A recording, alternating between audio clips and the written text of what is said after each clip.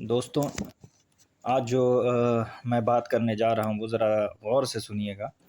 हो सकता है कि मेरी बात सुनने के बाद आप हमको बीजेपी का एजेंट कह दें या गाली दें या बहुत सारी बातें हैं जो कहें। लेकिन एक बात ये समझ लीजिए कि जो आप सोचते थे, ये जो आप सोचते हैं वो मैं भी सोचता हूँ। लेकिन जब मैं तमाम चीज़ों पे गौर करता हूँ तो समझ में आता है कि नहीं, ये जो हो रहा है ये गलत है। तो मैं आपको बता दूँ कि मैं इस मुद्दे पे बात कर रहा हूँ कि ये ओवैसी, असदुद्दीन ओवैसी नाम आपने सुना होगा, उस पे भी आएँगे। बात अभी ये है कि लोकसभा इलेक्शन चल रहा है। ओवैसी ने पूरे इंडिया में 13 या 14 सीट पे शायद ये लड़ रहा है, ठीक? लड़ रहा है, मैं इसलिए बोल रहा हूँ कि इज़्ज़त इसके लिए सब ख़त्म हो गई है, सिवाय अब ये नौटंकी का और कुछ नहीं रहा है। आप जो बोलना हमको बोलिएगा, लेकिन पूरी बात सुनिए। बात यह है कि उस 13 या 14 सीट में से आप सोचिए कि 9 सीट, पहले तो था कि सिर्फ एक सीट ये एमआईएम को लड़ाएंगे अख्तरुल ईमान साहब को किशनगंज से, लेकिन अब ये 9 सीट से जो है इन्होंने अपना कैंडिडेट उतारा है बिहार में। अब बताइए, पूरा हिंदुस्तान छोड़कर ये सिर्फ और सिर्फ जो है 9 सीट बिहार में उतारे हैं। अब आप ये सोचिए, डायलॉग इनका सुनिए कि क्या भाई, तो हमको लालू से हिसाब करना है। अरे बेवकूफ़, तुमने जिसको टिकट दिया था वो तो पूरा उसको ना आरजेडी ने दिया था ना जेडीयू ने दिया था, जो जाके मिला आरजेडी में, ठीक? तो वैसे ही तुमने जो है चोर चोटों को टिकट दिया जो जीते और जीत के चले गए। तो तुम किस मुस्लिम क़यादत की बात करते हो? तो खैर, अभी आते हैं लोकसभा पे, वो तो पिछली बात है। तो ये कह रहे हैं कि हम उसी का बदला ले रहे हैं लालू से, और लालू से हिसाब करना। लालू से तुम हिसाब करोगे? तुमको पता भी है कि लालू यादव क्या चीज़ है। तुम एक तरफ शहाबुद्दीन की तारीफ़ करते हो और अभी कह रहे हो कि जो है लालू यादव। ये बात बोल देते ना शहाबुद्दीन के सामने कि लालू यादव तो हिसाब करना है, तो नरेटिए तुम्हारा दबा देते हैं। और जो लोग ये कहते हैं कि आज ओवैसी हैं तो पार्लियामेंट में बात कर रहा है और बोल रहा है, सुनिए ना, इससे पहले भी बहुत बड़े बड़े लीडर हैं। सैयद शहाबुद्दीन जो भट्टा के थे, जो फर्स्ट आईएफएस थे, वो भी बहुत आवाज़ उठाते थे, या और भी मुस्लिम आवाज़ उठाते आए हैं, लेकिन सोशल मीडिया का दौर नहीं था। और ये ओवैसी तो अब आवाज़ उठाता है, वो लगा आवाज़ नहीं, और भी बहुत कुछ कर देते थे पार्लियामेंट में, समझा? वो दौर भी एक दौर था और उस टाइम माहौल इतना ख़राब नहीं था। तो खैर, ओवैसी ने जो 9 सीट पे खड़ा किया है, तो एक बच्चा भी समझेगा कि भाई केजरीवाल जैसा इंसान, जो दुश्मन यानी कांग्रेस को बर्बाद करके उसने जो है बीजेपी में, सॉरी, अपनी जगह बनाई दिल्ली में, ठीक? और अपनी पार्टी बनाई और कांग्रेस को हरा कर आज जो है यहाँ सीएम है। उसके बाद भी उसको ये चीज़ पता चल गई कि ये जो है बर्बाद कर देगा देश को बीजेपी। उसने उससे हाथ मिलाया, गठबंधन किया और आज साथ लड़ रहे हैं। लेकिन ओवैसी को ये चीज़ समझ में नहीं आ रही है। तुम एक तरफ बीजेपी का दुश्मन बताते हो, ठीक? दूसरी चीज़, केजरीवाल जब जेल से निकले थे तो उन्होंने कहा कि बीजेपी अगर इलेक्शन जीतेगी तो किसको किसको अंदर करेगी। कहीं ओवैसी का नाम नहीं आया। अभी भी देखा होगा कि आपने, नरेंद्र मोदी ने कहा कि जो है तेजस्वी को जेल जाने का जो है टाइम आ गया, अंदर आ गया। जो कुछ लोग बोलते हैं कि आरजेडी लालच वाली पार्टी और ये वो, आज नीतीश कुमार गठबंधन करके बीजेपी से सीएम बन सकते हैं, तो क्या आज तेजस्वी यादव जा करके नरेंद्र मोदी से चचा चचा कह के गला मिल के आज चाहे तो आज सीएम बन जाएं? क्या वो नहीं बन सकते हैं? लेकिन मुसलमानों का ना वो फिक्र जो है एकदम छोटी हो गई है, और ओवैसी जैसे लोग इनको बर्बाद कर रहे हैं, वरगला रहे हैं। अब हम लोग आते हैं उस पॉइंट पे, ठीक? अब देखिए, अभी इसने प्रदेश अध्यक्ष बनाया है दिल्ली का ओवैसी ने, हाँ, शुएब जामी को। आपको पता ही होगा वो कैसा शख्स है, डिबेट में जाता है, औरतों से मार खाता। इससे पहले वो जो है जाप में था, ठीक?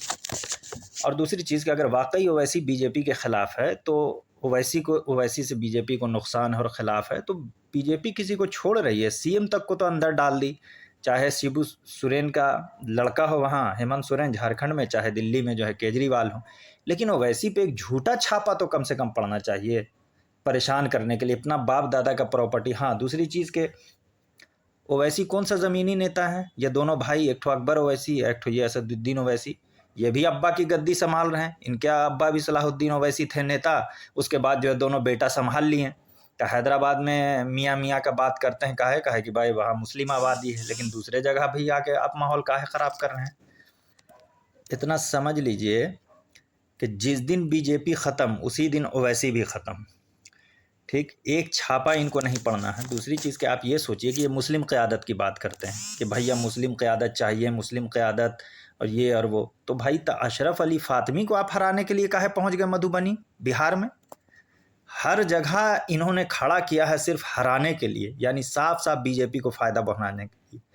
मायावती को आज सब कोई जान रहा है कि वो जो है फ़ायदा पहुंचा रही है, तो बिहार में वही काम ओवैसी कर रहा है। मुसलमानों, आप लोग समझिए, बात ये नहीं है ओवैसी आज आए हैं, देश कई सालों से है, इनके जैसे आएंगे चले जाएंगे, और ये इतने बड़े नेता हैं तो हैदराबाद में पहले जिताए ना। अभी आपको नहीं पता होगा, जाके सर्च कीजिएगा, चंद्रशेखर के साथ इनकी जो सरकार थी, तेलंगाना में सबसे बड़ा हिंदुस्तान का वक्फ घोटाला हुआ है, यही ओवैसी के रहते ये गठबंधन में था उस सरकार में। जाइए सर्च कीजिए गूगल पे, वहाँ के एमपी हैं अहमद पाशा करके, एक्स पार्लियामेंट हैं, यानी पहले एमपी थे, उनसे भी पता कीजिए, आप पूछिए, सबसे बड़ा घपलाबाज। और ये आपको क्या समझते हो, ओवैसी को बहुत शरीफ और सीधा समझते हैं आप लोग। सबको पता है कि अंजना ओम कश्यप हो या जितनी ये लोग हैं, इस तरह के लोग गोदी मीडिया, हर साल देखिएगा आप, इलेक्शन होता है जब, तो अंजना ओम कश्यप ओवैसी के प्रचार में पहुंच जाती है। एक टाइम में तमाम गोदी मीडिया का सारे प्रवक्ताओं ने बाइकाट किया था कांग्रेस के, लेकिन ओवैसी ये रोज़ जाते थे, आज भी जाते हैं। आप समझिए इस चीज़ को, जितना आप सोच रहे हैं उतना हम भी सोचते थे, और ऐसा नहीं है कि ओवैसी से मेरी कोई दुश्मनी है, लेकिन आप देखिए ना सिनेरियो भाई, महागठबंधन में हर कोई आज आया है, लेकिन ये ओवैसी क्या कर रहा है, सिर्फ और सिर्फ बर्बादी। 100 सीट इन्होंने खड़ा किया था ना यूपी में, एक भी जीते। अरे भाई, आप पहले हैदराबाद में, तो आप साउथ में क्यों नहीं जाते हैं, केरला जाइए, केरला में मुस्लिम लीग है, उससे गठबंधन कीजिए, पढ़ा लिखा लोग है, भगा देगा ओवैसी को लात मार के, कोई पसंद नहीं करता है। क्यों भाई, हिंदू मुस्लिम का आप बात करते हैं, आपके पार्टी का नाम ही गलत है, मजलिस इत्तेहादुल मुस्लिमीन। मुस्लिमीन की आप कैसे बात कीजिएगा भाई, इसका मतलब फिर आप सेकुलरिज्म का आप बात ही नहीं कर सकते जब आपके पार्टी में ही सिर्फ मुस्लिम का लफ्ज़ है। उससे अच्छा तो भारतीय जनता पार्टी, पूरे भारतीय, हम भी भारतीय, तमाम मुसलमान भारतीय। ये तो फतूरी हो वैसी बहुत बड़ा। अख्तरुल ईमान साहब, आपसे गुजारिश है कि छोड़ दीजिए इसका, इस बार चलिए, हम भी मना रहे थे कि आप जीत जाइए पूर्णिया से, लेकिन पूर्णिया के किशनगंज से, अख्तरुल ईमान साहब आप किशनगंज से जीत जाइए, लेकिन किशनगंज के बच्चों ने बोला कि नहीं, हम लोगों ने कांग्रेस को दिया। तो खैर देखिए, लेकिन बहुत जल्दी ये हवा खाने वाला हो, वैसी आप छोड़ दीजिए इसका, क्योंकि जिस दिन बीजेपी ख़त्म उसी दिन ओवैसी ख़त्म। सबको धमकी मिले, लालू के बेटे को धमकी मिले जेल जाने की, और ओवैसी से इतनी दुश्मनी है, लेकिन ओवैसी को कुछ नहीं, मलाई काट रहे हैं ओवैसी। तो भाइयों, इस चीज़ को समझो कि पूरे हिंदुस्तान में 14 सीट में से 9 सीट पे बताइए ना ओवैसी खड़ा किया है बिहार में, कहीं से जीतने वाला है तो वोट कटवा, नहीं तो इसको और क्या बोलेंगे, वो भी इस बुरे दौर में कि जब हर कोई अपने वोट का यूज़ कर रहा है और महागठबंधन में वोट दे रहा है इंडिया अलायंस के साथ, तो इनका क्या फ़र्ज़ बनता था। तो ये बोलते हैं कि हमको अछूत वाला तो तुम काम करते हो। हम जैसे लोग जो बेलौस इन लोगों का सपोर्ट करते थे ओवैसी का, ये जो, ऐसा मत समझिए, हम लोग भी विरोध में थोड़ी कभी रहे, लेकिन ये बहुत बड़ा फतूरी है। साला टोपी पहन के आंख मिटका के जो ये ऐसे बोलता है, सिवाय झूठ के और कुछ नहीं बोलता है। मुख्तार अंसारी की फैमिली काहे नहीं ओवैसी ज्वाइन कर लेती, कोई ओवैसी ज्वाइन कोई करता है इसकी MIM को ज्वाइन, क्यों करेगा भाई। ये बड़ा फतूरी पार्टी है, हर कोई इससे बचना चाहता है। और वाकई में भैया इससे दूर रहिए, एक वोट मत दीजिए MIM को, नहीं तो साला बहुत बड़ा नुकसान कीजिएगा आप लोग अपना, समझ गए।